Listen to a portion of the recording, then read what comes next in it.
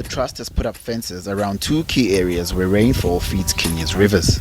They're adding more fencing around a third area in Mount Kenya, where 250 kilometers out of a planned 450 has been constructed.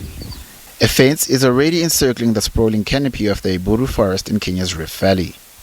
Joseph Mutungu, the fence community manager at Rhino Ark, says the 43-kilometer long fence set up in 2014 cut rampant illegal logging and charcoal burning to almost nothing. We did about 43.3 kilometers and it's done now.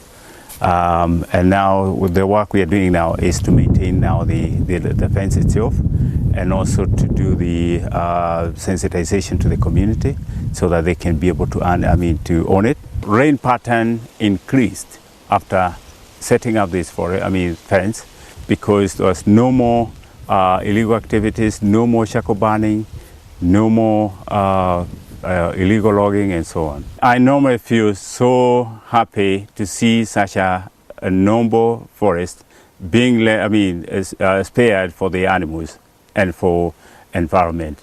So, and I'm quite happy to see such an electric fence set up to protect these animals from going outside to the community, where the community will get mad when they lay their crops.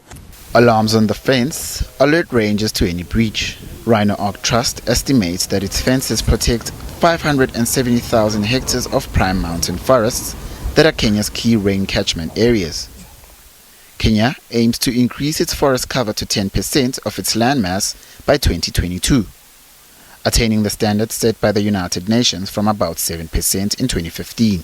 Private conservation groups have played a big role in keeping the forest almost incident-free, and as a result, fencing is being used more often after the success of the Iburu project. The fences help protect wildlife from hunting and trees from being chopped down, but they do not cut off local communities which are encouraged to harvest honey and wild fruits. We took care of the wild animals just as the Maasai take care of their cattle. All the way, other communities tend to the animals or crops. So we lived off the honey and bush meat and lived here with the knowledge that this was like our farm.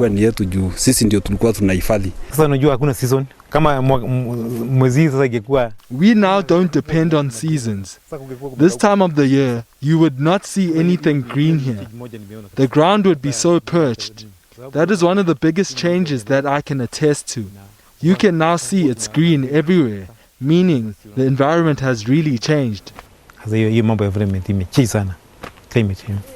local farmers, who also plant potatoes in the Iburu forest, have been resettled in a land adjacent to the forest, where they grow fruits like tree tomatoes to help coexist in tandem with the wildlife and the natural resources the forest offers.